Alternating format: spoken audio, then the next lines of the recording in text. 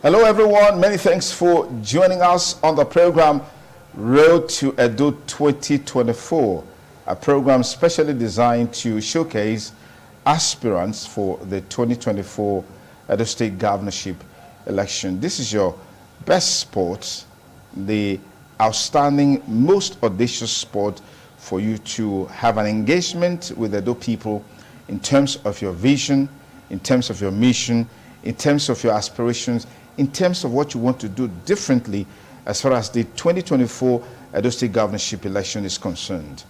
In today's program, our guest is an aspirant under the platform of YPP. He is a serial entrepreneur. He is someone who has honed his skills in business in terms of giving value to the society and creating the platforms where people can fulfill their potentials in terms of giving employment to our teeming populations. Ladies and gentlemen, our guest today is Mr. Paul Okungbowa. Well, he has a twin brother, and that means that he has someone who is a replicant of him. But today, we have Paul here, and we have Peter backstage. We'll talk about that another day. Paul Okungbowa, thank you for joining us on the program Road to Edo 2024. Thank you. I know they've asked you these questions in several of your interviews here, but just for emphasis, what informed your decision to run for the office of the governor in Edo State as an aspirant? What were the fact that over the years you've been able to carve a niche for yourself in creating several businesses where you've been making impact? What is responsible for the attraction that has come with you participating in the 2024 Edo State Governorship election, particularly under the YPP platform? First, it sounded like, I started sounding like the hypocrite to myself. I've been in the business of teaching and mentoring young persons for years, and I keep telling them, don't do this, just do that. And I later discovered that when they started promoting, when young people started promoting that man's in school and scam, was seeming to have some truth in it. Because at the end of pushing these guys to go in the right direction, they graduate and they graduate into nothing. And I've had 22 years experience of, in continuity, telling young persons to keep sticking to the values of education. And then the whole essence of going through tertiary institution wasn't making sense at the end of it all. So education wasn't necessarily a means to an end anymore, because there has been some changes in the past that did not culminate to what the essence of education is. It became a case of you go to school, you go learn craft before you can take care of yourself, as against those who learn craft and immediately start taking care of themselves. So I feel I'm responsible for 22 years of telling young persons to go to school, and in the end, life is seeming to have pushed them into some level of financial obscurity. And my choice of running for governor, it's not that I feel like it must be me. I feel that it must be the ideologies that I carry. The ideologies that I carry is that young persons are becoming too idle, and there's so much potential laced in them. And I feel we should talk about the values that God placed in young people. And my choice of the Young Progressive Party is contingent on the constitutional provisions of the party. The party is a social democratic platform. It's an evolving political party. It has 22 House of Assembly and House members across the nation. And I feel like it is the only platform within Edo State right now that have not been hijacked by money bags. It is the platform where simple people can simply talk about the issues that confront the larger majority. So I'm here in this race to tell the people that the issues that confront them, confront me, I am not larger than them. I see a lot of posters, even this afternoon, all over social media, where elders are now calling themselves homeboys. The idea, you're trying to curry the sentiments of young people just now. I can't call myself homeboy when I'm in my 60s. I must give value to what homeboy is right now. Homeboy is that I have lived all my life here. Homeboy is that I do not have a parcel of land outside Edo State. Homeboy is that I don't have a single investment outside Edo State. And then the migrants, the Edo migrants who keep coming to try to hijack our commonwealth are not. They just come, do business with Edo State and elope. So when the erosion continues, when the bad road continues, when the insecurity continues, when the unemployment continues, these guys are not here to show face for their own misdeeds. So I feel the homeboy tradition trying to curry the same young persons just now should naturally just work for people like us, because we are home-based and we're actually indeed boys. You talked about values as it relates to what YPP represents. Just a few months back, you were an obedient, which means you believed in the values, the ideology of the Labour Party. You have since switched from the Labour Party to the YPP. And does that show someone who has value or who has ideology, as it were? Oh, yes. I was an obedient, like you said. I'm still an obedient. Obedience are not tied to any political platform. There are Nigerians who became disenchanted with the operations of the major political parties and were seeking for a third tier. And when Peter Obi came with a narrative that works for all of us, we bolted and followed him to the Labour Party, not because we read and understood the tenets of operations of the Labour Party, but because of the sentiment of the message that Peter Obi was pushing just now. Many of us became members of the Labour Party. And when we got to the Labour Party, and of course we discovered that the Labour Party, even in their constitution, there were placements that stated clearly the cost of getting the ticket of the party, according to the party constitution, must be affordable by the ordinary Nigerian who has the capability to fix the people. But the cost of the last elections, there were obvious digression from that particular claim in the party. And of course, I agree. I am not against it. Those who are bigger and larger than us have hijacked the party. Right now, when you are talking of ideology on how to move the people forward, those who have money are not talking about ideology. When you are talking, they are dropping money. And then you sound stupid when you are in the same category or the same room with people who have money to spend and may not have the right ideas to spend.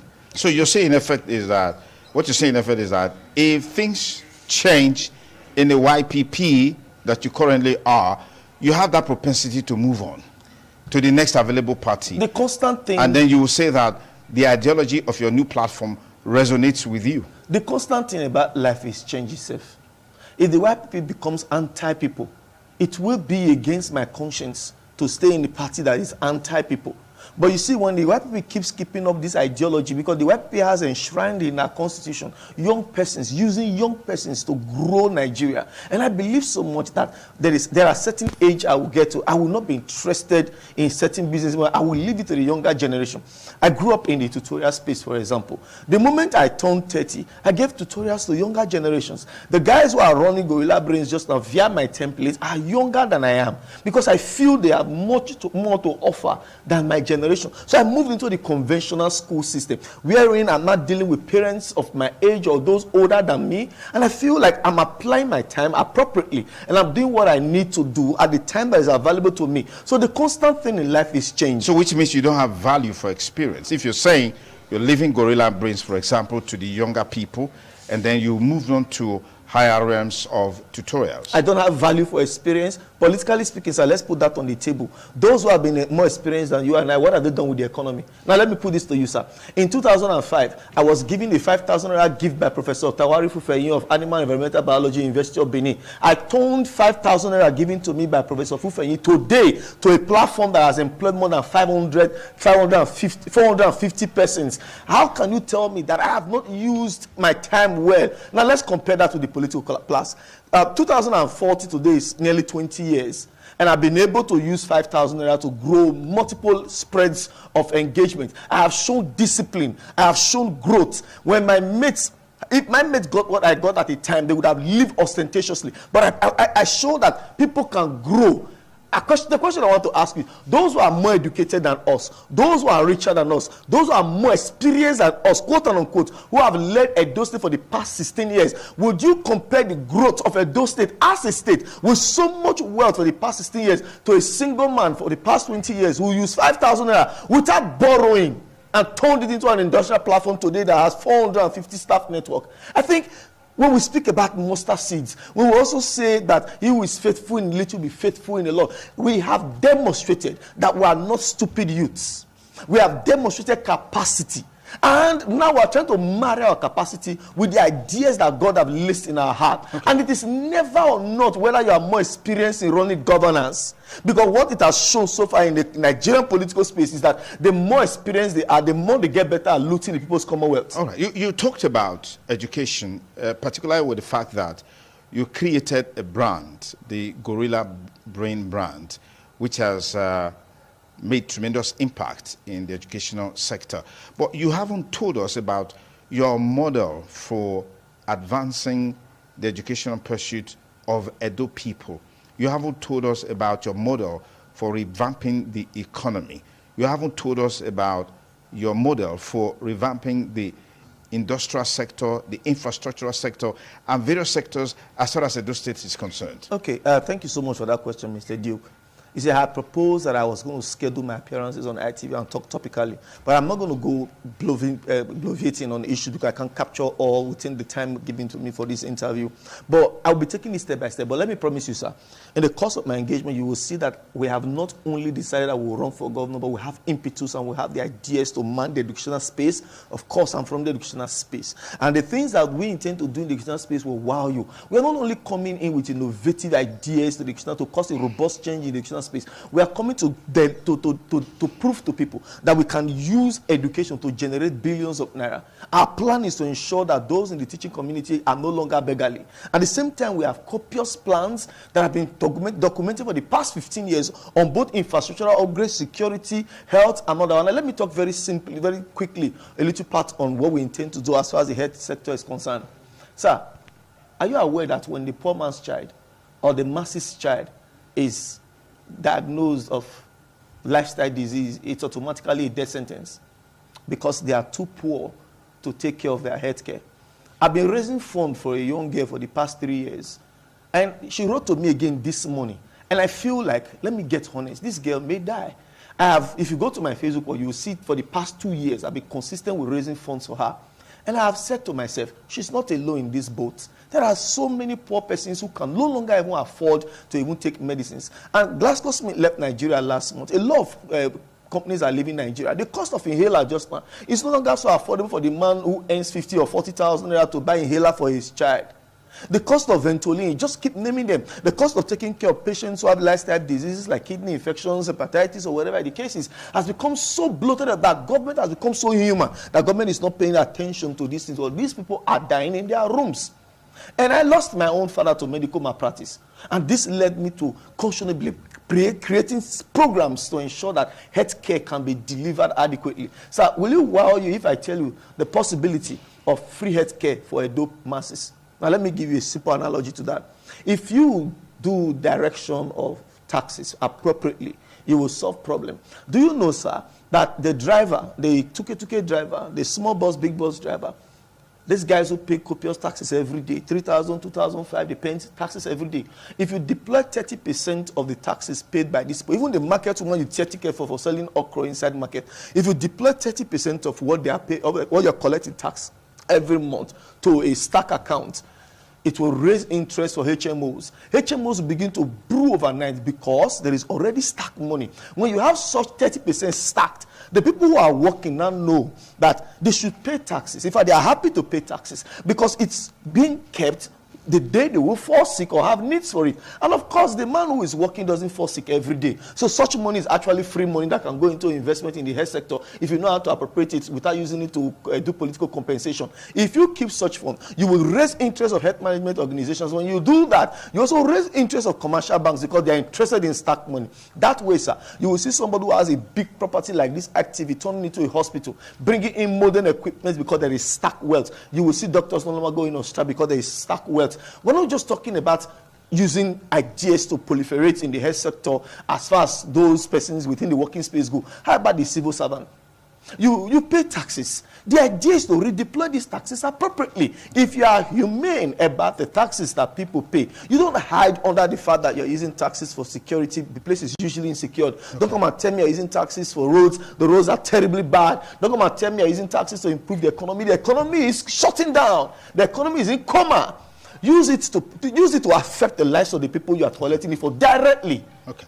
If you just join us, you're on to Road to Edo 2024 on ITV Network. It's a program specially designed to showcase aspirants for the 2024 governorship election. And today on the program, we have with us in the studio a YPP governorship aspirant in the person of Mr. Paul Okumboa, who is the brain behind Gorilla Brains and several other investments in Edo State. I'm sure in a background interview with him much earlier, all of those profiles they've been given. But today he's here to share with us on his template for changing the narratives as far as Edo State is concerned. Many thanks for joining us once again. Thank you so much for having me. You talked about the economy that is in comatose. Globally, that's a challenge. It's even more dire when it comes to Nigeria. States are complaining. Many states can't pay salary. What is your proposal in raising revenue? Because you want to make an impact. That's the reason why you're aspiring to be the governor of Edo State. What is your proposal in raising the revenue profile of Edo State from what it is currently? Do you have an idea about that? And what are your projections in terms of, growing the economy to that level where you can have avalanche of funds to be able to drive your projects in security, in health, like you explained, infrastructure, employment, and all of that? About 4 years ago, I visited the current governor of Edo State when he was chairman economic thing. I seriously doubt if he will remember. And I told him that I have ideas to generate wealth. And I feel these ideas could be driven by government policies. And of course, it will change the narrative as far as fund scarcity goes in governance. And so the chairman economic team then directed me to the Board of Internal Revenue. I had a meeting with the Board of Internal Revenue, if they remember. It was late in the evening, between 7:38. When I was done talking with the people who assembled for the meeting, they gave me another cover letter to go back to the executive government. I met with Patrick Obagbo, who was chief of staff then. And Patrick Obagbo was so wowed by the things I had to say, and he insisted that I have to meet with the governor, Adams Oshomole. And then it was a wake of election. When Adams Oshomole finally came, they contacted us that this is the day we're going to meet with the governor. The governor didn't have the time to talk with us then. It was the same ideas of wealth creation that I went to go and meet your principal, Chief Gabriel Sawolin, who became my benefactor for the past 7 years without even knowing it. I went to meet him one time via Professor Osaga, who was the vice of his university, of how I can use ideas to raise wealth. And he only told me one thing: what can I do for you to keep you running? I said, give me space to do what I can do currently so that I don't seem like I'm talking too much about big things and I have nothing to show. And he gave me a space opposite ITV at Glass House then to operate my tutorial program.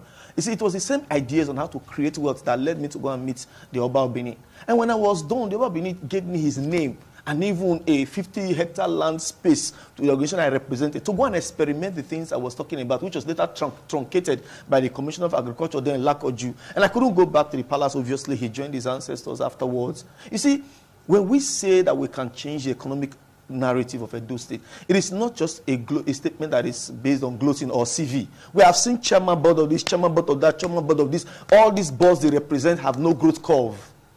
And then we are not telling you that ideas can subsist in the place of governance. For example, sir, we have 36 states, and Edo State is placed at a very comfortable, convenient spot of being a transit state. Sir, has Edo ever thought of doing business with the 36 states and leveraging on the over 220 million population that we have in this country? If Edo thinks in that direction, Edo will become a hub for mopping money from Ebonyi. What is the business model in that direction? A lot of things, sir. A lot of things. One of those things is agriculture. We can literally become Operation Feeding Nation. If we direct an agricultural policy that is schematized for young persons to run and see clearly, and then they jump in, you will see that there's so much wealth in agriculture. And I plan on talking agriculture extensively one day. But very importantly, sir, let me start giving you some little nuggets about numbers. When you calculate the number of young women in Nigeria, you will come to a table of roughly 70 million of them. Let's state it mildly. 70 million Nigerian women who use sanitary pad every month. It's called blood money. I call it that way. For every month, there is wealth in 70 million persons across Nigeria. Has Edo State government ever thought in that direction to be intentional about competing with existing brand? Because that's how you create wealth. You leverage on numbers and you mop in the wealth gradually. Very simple too. Has the government of Edo State ever thought of opening or having their own transport app wherein there are incentives for using the app, because we have designed one where you naturally would not even book boats anymore. I'm sorry, those who are running boats will know when we come on board. You will prefer what we are coming with, which is Floki, a state-run idea. The idea is if you book a ride and the rider is taking you, both of you will prefer to keep using Floki application, which is owned by a state government proposal, because your particular ride you have booked also reflects in your healthcare as well, reflects in the driver's healthcare as well. You see, when you come up with ideas, we are not saying we are going to create stones. Stones are already existing. We are saying we are going to find ways to use stones in several ways. Instead of discarding it, we're going to turn it into ornament in some space. We're going to turn it into medicine in some space. We're going to turn it into hammer in some other space. There are more lucid, more intelligent, more brilliant ways to deploy existing infrastructure. Like for security, for example, I propose to use apps to run security. And when the time comes for me to discuss with you, you will see that everybody can participate in the security architecture of an entire state. How about medical deployment? Have you asked the state government, is the state government ever sat there intentional and thought of how do we take diagnostic medicine away from the old obsolete meet with doctor one-on-one? Because when you think in that direction, sir, doctors in Edo will be consulting and reaching out to patients even outside the country. In the course of Corona, doctors in Canada didn't have to meet their patients one-on-one, because I have a doctor friend in Canada. There are, for me, very interesting ways, sir, very brilliant ways, sir, to mop in revenue from the 36 states. Quickly, we're actually working against time. When you take an helicopter view of the present administration, what is that thing that you intend doing differently, against the background that the present government, under the leadership of Governor Godwin Obaseki, is aptly described as we can see governor by virtue of his impact and some of the things that he has achieved? What are you going to do differently from what he has done? Some persons will rather expect that I should make attacks. I'm not an attack dog. My name is not Albert. My name is Paul. And here's what I have to say. The governor has done impressively within the capacity that he is allowed to. And I'm simply saying I will do it better. For example, there are some policies that the governor has put in place. I didn't have to read his policy lines before I understood that this could be better. For example, in education, when the governor at the time, I learned that there was a tab manufacturing plant that was coming to Edo courtesy his effort. Unknown to the governor, about 18 years ago, I had written to India to partner with me on how to cause a robust path change in education. I was going to animate using 4D and 5D, the entire curriculum. And I knew that a tab factory right now can work with that because I'm still on it. Mind you, sir, everything I discuss on this platform and any other platform is patent and is copywritten because they don't exist. I either see them in my dreams or my head just walk around things and I start writing them down. And I've never written anything stupid and I've never dreamt of anything stupid, but only a positive, smart Edo. It is possible, sir, that you use government to get intentional. Some time ago, I asked somebody, I said, how do you engage the modern day teenagers, 20, 25, 30-year-old young persons? Economically speaking, sir, this generation knows one thing more than any other thing, money. There is actually no much of morality within this generational space I just mentioned, but wealth. And that is why you see them trying to achieve it just about anyhow that is available to them. As we call it a wrap, there are those who perceive you as a very controversial person. Are you controversial? Mr. Duke, sorry to use the word. I think you are the one that perceives me as a controversial person. And I also think it's some members of ITV that perceive me as a controversial person. Remember, if I pay you for 10 minutes and you air my program for 5 minutes, I will quarrel about it. And it has earned me some odium with some persons. But it doesn't stop the fact that I have to let me give you some instances. There's a lady who went online to disparage your person and your school about how her child was treated. There's also a story about how your restaurant business, one of your staff was incarcerated for weeks on ending. And there's also a story around some sort of a business line that has to do with mobile phones and all of that. Doesn't this portray you as a controversial person? If your definition of controversy... It's not my definition. I'm asking you a question. No, it doesn't. Based on the public perception. No, there is no public perception that greets me as a controversial person. And here's the truth. So are you a controversial person? No, I'm not a controversial person. But if you steal from me, I have the right to place you under arrest. And that was exactly what I did. And as for the woman who has an issue with my school, so ask yourself, a child pushed another child in 2021. All of a sudden, the communications are on my phone. They are not hidden fact. In fact, I'm already in court with them. All of a sudden in 2023, the day I broadcasted I was contesting for governorship, you started up a petition and the police invited me. Sir, you don't need a magician to tell you that this is politically motivated. And it is so by a political news and who stays in Leeds. I believe you have a legal mind, even if you are not a practicing lawyer. Okay. How can you tell me that your child pushed the other child constitutes criminal negligence? Okay. It doesn't even pass for negligence. But you said criminal negligence. So I have allowed the court to determine the weight of their claim. They have tried several things. Do you know that same person wrote petition stating that I was involved in Obagenosa land dispute? The petition is with me at home. And you were not involved? I don't even have a property. If you lose the YPP primaries, would you accept and support whoever wins? I will continue with the YPP. The reason I will continue with the YPP is simple. I can't breathe in the other political platform. Okay, the other political platforms have been suffocated by elders who have monies and old money back, but no ideology to run governance. Thank you very much. It's always a delight to interface with Paul Okungbowa. But today is special. It's special because he's here as an aspirant for Edo 2024 governorship election under the platform of the YPP. We intend to have him here subsequently to give him the opportunity to ventilate his views on several issues. I want to say big thanks to him for creating time to be here. Thank you. And we wish you the very best in your aspirations. Big thanks to my producer, Thomas Sado. Thank you very much. And to the entire crew for making today's program a huge success. I'm Sonny Duke Okosun. Thanking you for staying with us. Have a beautiful week ahead. We'll be back here on Wednesday with another aspirant, and then on Friday with another. Wednesday is 5:30. Friday is 6:30 p.m. Bye for now.